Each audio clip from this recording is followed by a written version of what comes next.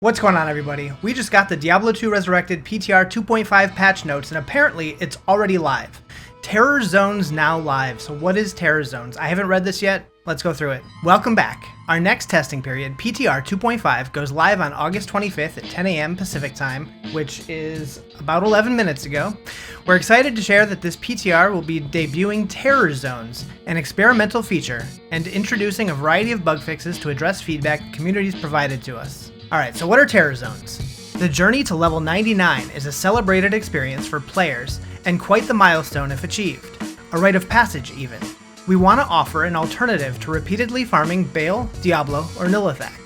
We also want the journey to level 99 to be accessible to a larger population of players, full of variety, and most importantly, challenging. This is where Terror Zones come in. As we get into the details, please note that players can choose to opt out of Terror Zones if desired. When playing a Terror Zone-enabled game, every hour, the armies of the Burning Hells will focus their demonic might on specific zones, terrorizing them. This monsters in these zones will be at least 2 levels higher than your current level, or their original level, up to a maximum per difficulty. The experience received and the loot dropped by killing a terrorized monster will be based on this new level. In addition, terrorized monsters will also grant additional experience points. Here are the level details for each monster type per difficulty. That's really interesting. So it's going to allow people to farm different zones every hour to mix things. I like it. Okay.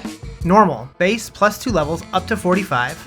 Champions plus 4 levels up to 47. And unique plus 5 levels up to 48.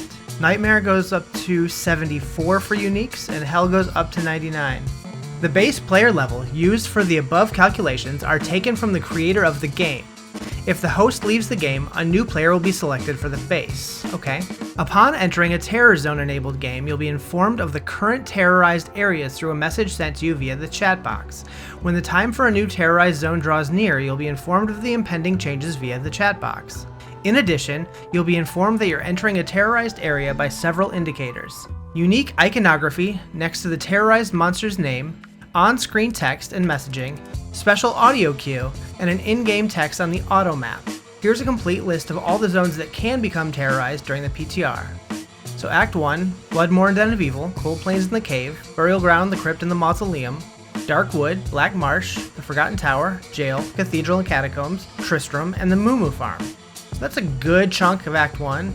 Act 2, the Sewers, the Rocky Waste and the Stony Tomb, Dry Hills and the Halls of the Dead, Far Oasis in the Maggot Lair, Lost City, Valley of Snakes, Claw Viper Temple, Harem and Palace Cellar, Arcane Sanctuary, and Talrash's Tombs.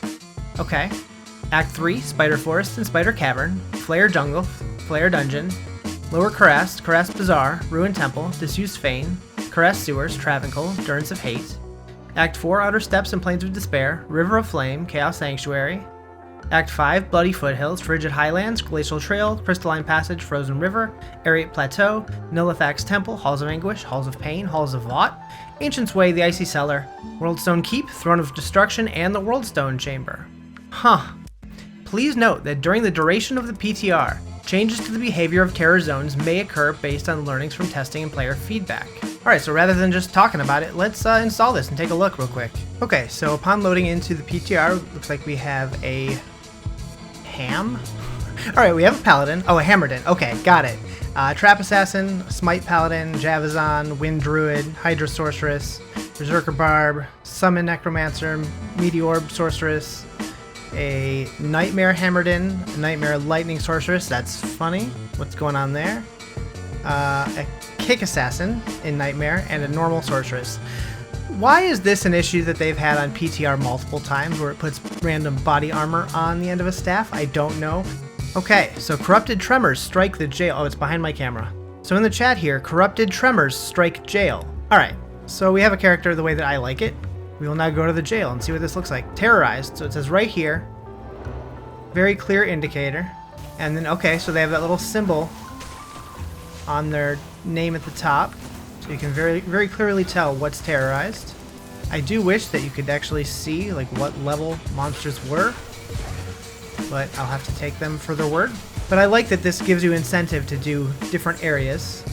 That's really neat. Yeah, that's really cool. It's going to make the ladder climb much more interesting because people aren't going to be focused into farming one specific boss over and over and over. I'm sure there's going to be a lot of testing done to see if these zones are worth farming as opposed to just doing Diablo runs over and over and over, or Bale runs over and over and over. But I'll let the people who are actually going to be trying to go for World First figure that out. And I'm excited to see how this shakes up the race. This definitely isn't as crazy as the ideas that I had in my last video, but I'm excited to see this season. Thanks for watching.